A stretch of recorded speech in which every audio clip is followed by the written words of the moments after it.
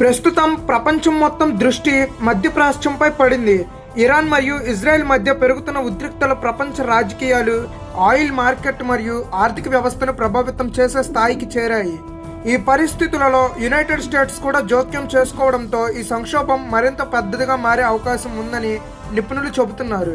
ఒకవేళ ఈ ఘర్షణ పెద్ద యుద్ధంగా మారితే ప్రపంచం ఆయిల్ సరఫరా, ముఖ్యంగా ఇండియా వంటి ఆయిల్ దిగుమతి దేశాలపై భారీ ప్రభావం పడే అవకాశం ఉంది.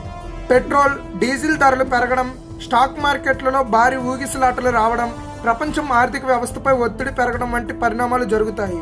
ప్రపంచ రాజకీయాలను గమనిస్తే ఒక విషయం చాలా స్పష్టంగా కనిపిస్తుంది.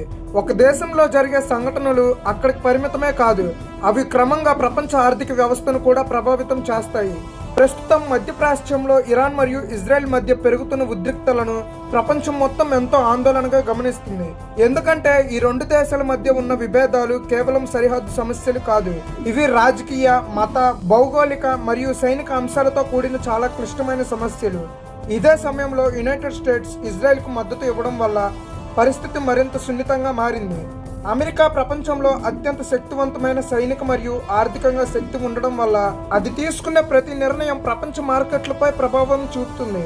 మధ్యప్రాచ్యం ప్రపంచానికి ఆయిల్ హార్ట్ ల్యాండ్ గా చెప్పబడుతుంది. ప్రపంచంలో ఉత్పత్తి అయ్యే క్రూడ్ ఆయిల్లో పెద్ద భాగం ఈ ప్రాంతంలోనే ఉత్పత్తి అవుతుంది. అందుకే ఈ ప్రాంతంలో చిన్న టెన్షన్ వచ్చినా కూడా అంతర్జాతీయ మార్కెట్లలో వెంటనే స్పందన కనిపిస్తుంది. ముఖ్యంగా స్ట్రెయిట్ ఆఫ్ హోర్మజ్ అనే సముద్ర మార్గం చాలా కీలకమైంది.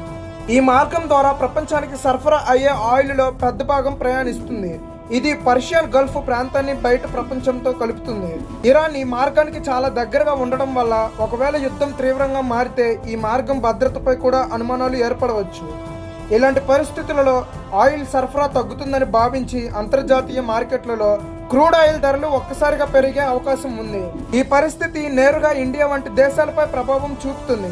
ఎందుకంటే ఇండియా తనకు అవసరమైన ఆయిల్లో ఎక్కువ భాగం విదేశాల నుంచి దిగుమతి చేసుకుంటుంది. ముఖ్యంగా మధ్యప్రాచ్య దేశాలైన సౌదీ అరేబియా, ఇరాక్ మరియు యునైటెడ్ అరబ్ ఎమిరేట్స్ వంటి దేశాల నుంచి ఆయిల్ వస్తుంది. ప్రపంచ మార్కెట్లలో క్రూడ్ ఆయిల్ ధరలు పెరిగితే ఇండియాలో పెట్రోల్, డీజిల్ ధరలు కూడా పెరిగే అవకాశం ఉంటుంది. ఇది సాధారణ ప్రజలపై నేరుగా ప్రభావం చూపుతుంది.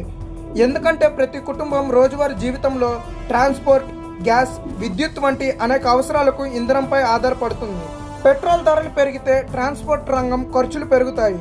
ట్రక్కులు సరుకులను ఒక రాష్ట్రం నుంచి మరొక రాష్ట్రానికి తీసుకువెళ్ళడానికి ఎంతో డీజిల్ ఖర్చు చేయాలి. దాంతో మార్కెట్లలో వస్తువుల ధరలు కూడా పెరుగుతాయి. రైతులు పండించిన పంటలు మార్కెట్కు తీసుకెళ్లడానికి కూడా ఎక్కువ ఖర్చు చేయాలి.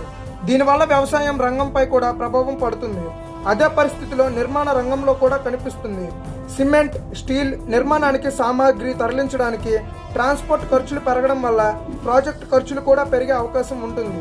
ఇక స్టాక్ మార్కెట్ విషయానికి వస్తే ప్రపంచం రాజకీయాలు అక్కడ చాలా వేగంగా ప్రభావం చూపుతాయి. ఇండియాలో ప్రధాన మార్కెట్ సూచీలు అయిన బిఎస్సి, సెన్సెక్స్ మరియు ఎన్ఎస్సి, నిఫ్టీ 50 గ్లోబల్ వార్తలకు వెంటనే స్పందిస్తాయి. యుద్ధం భయం పెరిగితే విదేశీ పెట్టుబడిదారులు జాగ్రత్తగా వ్యవహరిస్తారు. వారు తమ పెట్టుబడులను తాత్కాలికంగా తగ్గించుకోవచ్చు లేదా సేఫ్ అసెట్స్ లో పెట్టుబడులు పెట్టవచ్చు. దీనివల్ల మార్కెట్లో వాలిటిలిటీ పెరుగుతుంది. ఒకరోజు మార్కెట్ భారీగా పడిపోతుంది, మరో రోజు తిరిగి పెరగడం కూడా జరుగుతుంది. మరోవైపు కరెన్సీ మార్కెట్ పై కూడా ప్రభావం చూపుతుంది. ప్రపంచంలో ఎక్కడైనా పెద్ద జియో పొలిటికల్ సంక్షోభం వచ్చినప్పుడు అమెరికా డాలర్కు డిమాండ్ పెరుగుతుంది.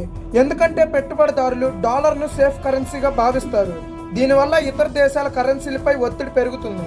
ఇండియన్ రూపాయి కూడా కొంత బలహీనపడే అవకాశం ఉంటుంది. రూపాయి విలువ తగ్గితే దిగుమతులు మరియు ఖరీదైనవిగా మారుతాయి. ఇది కూడా దేశ ఆర్థిక వ్యవస్థపై అదనపు ఒత్తిడి కలుగుతుంది. ఇలాంటి సమయంలో ప్రభుత్వాలు కూడా కొన్ని చర్యలు తీసుకోవాల్సి వస్తుంది. ఉదాహరణకు కొన్ని దేశాలు తమ స్ట్రాటజిక్ ఆయిల్ రిజర్వ్లను ఉపయోగించుకోవచ్చు. ఇండియాలో కూడా అత్యవసర పరిస్థితుల్లో ఉపయోగించుకోవడానికి క్రూడ్ ఆయిల్ నిల్వలు ఉన్నాయి. అవి కూడా కొంతకాలం వరకే సరఫరా సమస్యలను తగ్గించడంలో సహాయపడతాయి.